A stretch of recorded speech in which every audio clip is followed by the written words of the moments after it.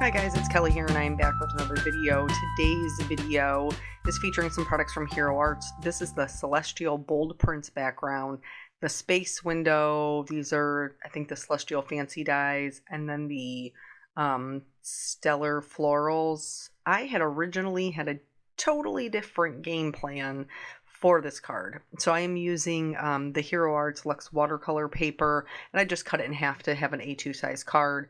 I'm going to be stamping my background using my Misty, so I removed the foam since it is a cling foam stamp. You want to take that black foam out. And then I put my sticky mat in, and then my watercolor paper, because I am going to be doing an emboss resist.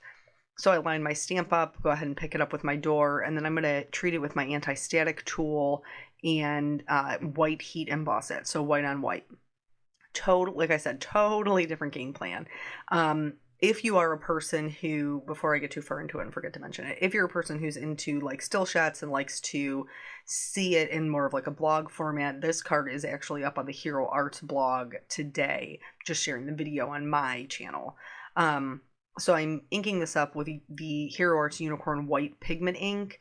If you guys have been watching my channel recently, you know that I've totally been digging stamping instead of with clear embossing. When I'm doing white embossing, instead of stamping in clear embossing ink, I've been stamping in the white pigment ink. And that has been giving me really good results with the white detail embossing powder from Hero Arts. So that's kind of been my go-to combination lately. I did stamp this twice. That's the joy of a stamp positioner. Like the Misty means that I can stamp it 2 times and make sure I have really good coverage that I'm happy with before I head into the embossing, since it's really next to impossible to see the white on white stamping. If you're using a sticky mat, something to note, which is actually something you guys taught me, is that you want to roll the mats so it doesn't roll your paper, basically, so it doesn't give your paper a rounded appearance and warp the shape of it. So here I am sprinkling on the white embossing powder. This can be a little tricky because the background is like edge to edge, so I just try to find a spot where there isn't any powder to hold on to it at, and then when I go about heat setting, I concentrate on one side. Yes, I know if you do the heat source all over your paper, it reduces the warping, but I preheat my heat tool. So while I'm doing all of this, my heat tool is preheating, so that way it's nice and hot when I take it to the paper, so it starts embossing almost immediately.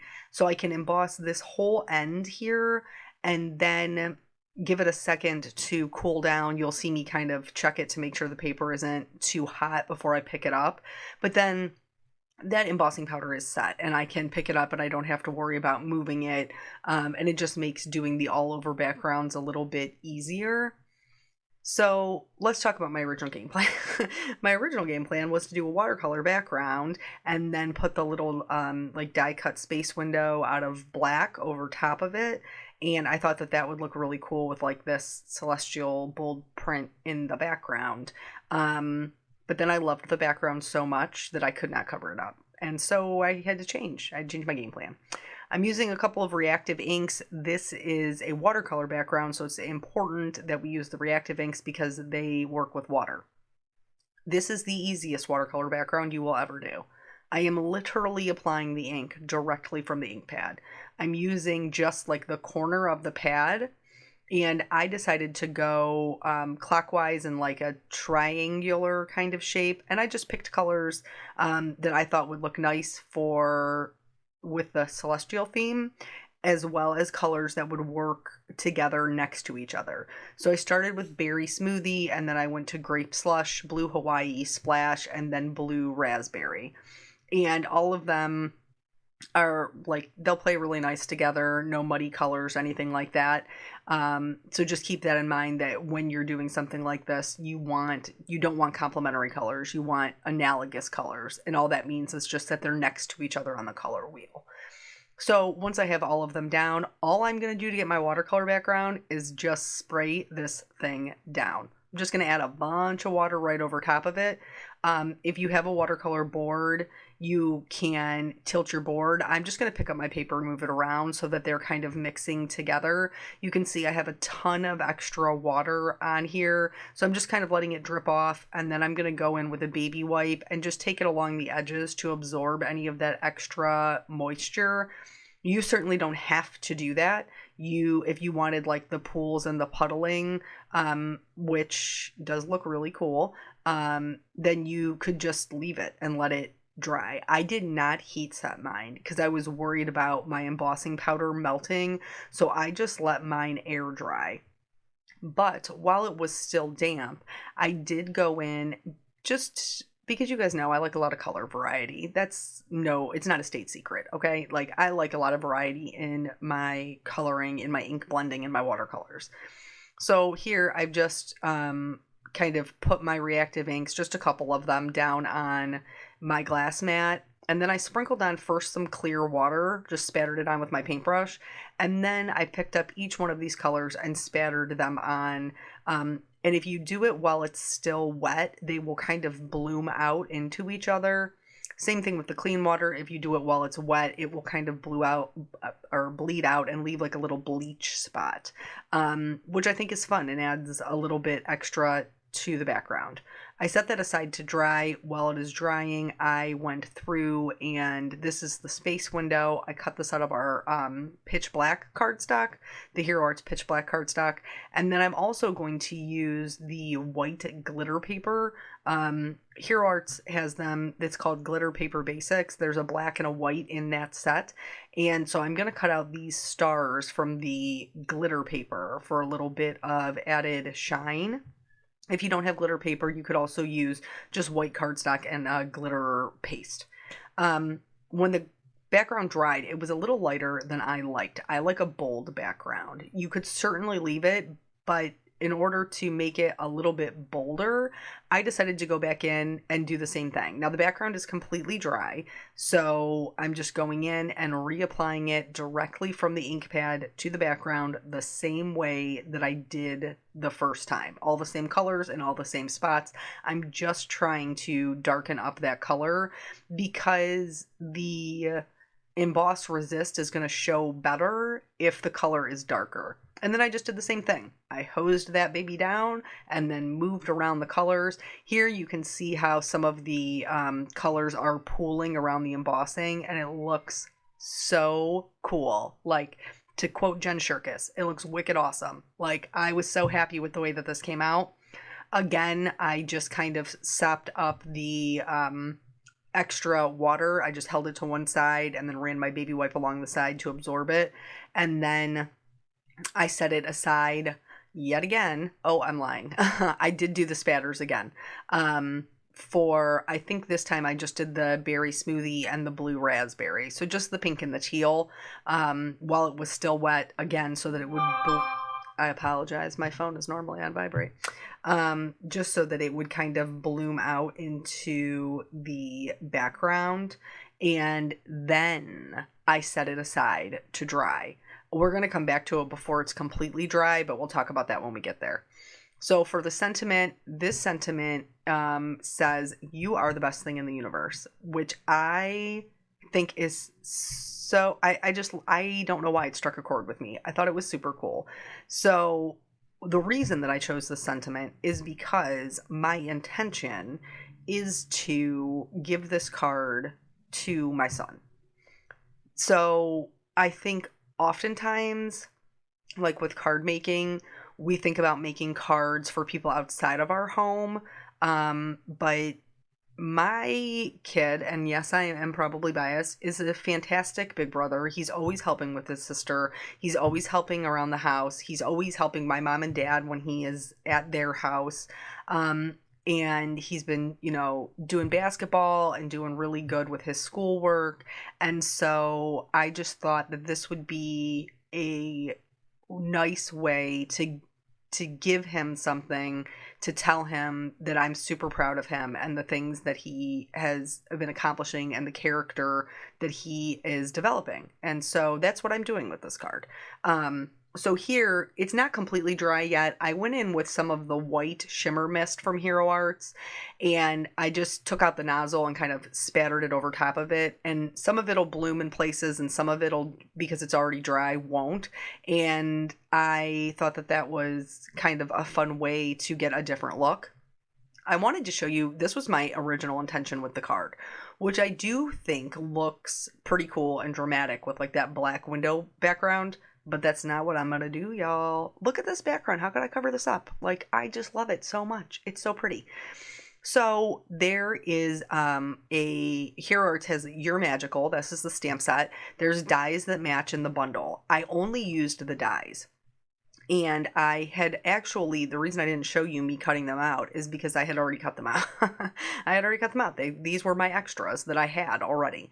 So there's a little half moon and then 2 clouds. But I also kept the little bitty baby stars from the black space window to use as accents as well. And tie in my black sentiment. So I'm using my white glitter stars, and then I am using these little black little teeny tiny guys from the space window to further kind of add a little more movement to the card.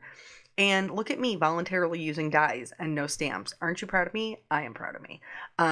So here, once I have everything in place, the clouds and the moon looked a little lackluster, if you will, and they needed something. But I didn't want to give them so much that it took away from the background, because the background's really the star here. So in order to give them just a little bit of something, I opted to use the same colors that I used in the card and just add a little bit of ink blending. So for each of the clouds, I added some ink blending to the top or the bottom. It just depended on how, like the teal one is going to go underneath the moon, so I added the shading to the top. The the berry smoothie one is going to go to the top right of the moon, so I added the shading to the bottom. For the moon itself, I used Splash, blue moon and all that jazz. I didn't want to bring in another color. I didn't think yellow made any sense here, and I was fine with, making it a blue moon. In order to make these a little bit more interesting, I'm spattering on some clean water, and then I am going to full on spray them with that shimmer mist to just make them nice and pearly and give them a little something to stand out from the background without competing with it. I want them to complement it, not compete. And so then I chased them all around my desk like a lunatic with my heat tool because I should have just stuck them down to something like some kind of tape or something, so I didn't have to chase them all over. But that's not what I did. I just you can see I'm just chasing them around with my hand. At one point, my moon literally goes flying off of my desk, and I have to retrieve it from where it went. But eventually, I got them all dried down. And then because these were bigger pieces, they were much easier to put back in place. And then I'm going to bring back in that press and seal hinge method. I told you that thing was a game changer for me, and I really do think that it'll make me more likely to use dies in the future. If you don't know what I'm talking about, I will link that video at the end here so that you can see or hear it maybe explained a little bit better. But nonetheless, I'm going to put the press and seal down on my glass mat to use it as a door. I'm going to put it over top of my dies, smush them all down, and then that way I will be able to pick them up as one piece, all those little teeny tiny stars, the whole deal, as one piece. I never remember to tape down my card first, and I would recommend doing that. Just taping down your card so that it's not moving. But because my design was centrally located, I was able to pick up the press and seal but not completely off the card. It's still attached on the left-hand side. So I am going to go ahead and tape it at this point. But it really wasn't necessary because I was still attached. You know what I'm saying?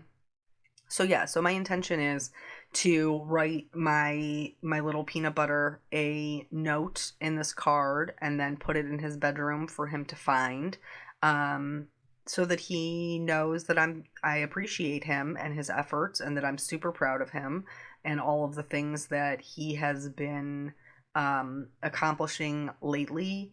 And like, I don't know, I just think it's super important to acknowledge those things, because I am a parent who's all about, um, correcting my child, either one of my children. Like, I don't want to let them get away with things. I want them to know there's consequences and accountability, and you have to take ownership of things.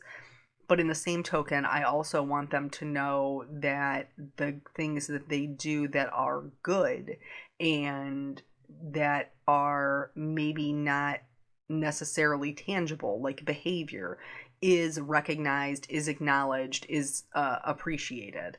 So that's what I'm doing with this card. So now that I totally have all these things in place, super easy, super fast, I could have done the sentiment as well, but I felt like it got wiggled a little and I just wanted to make sure that it was straight. So I opted to just glue this one down myself. It was a big enough piece that it certainly wasn't a big deal. I wasn't going to have to, mess too much with it. I didn't add any dimension to this, guys. No foam tape. You could, but I didn't think it needed it. I left it just all glued one right on top of the other. And then that's it. That's the whole card. So I hope you learned a little something. I hope that you are inspired to give this a try. Such a cool background. And that's it. Thank you so much for your time. I'll catch you on the next video. Bye.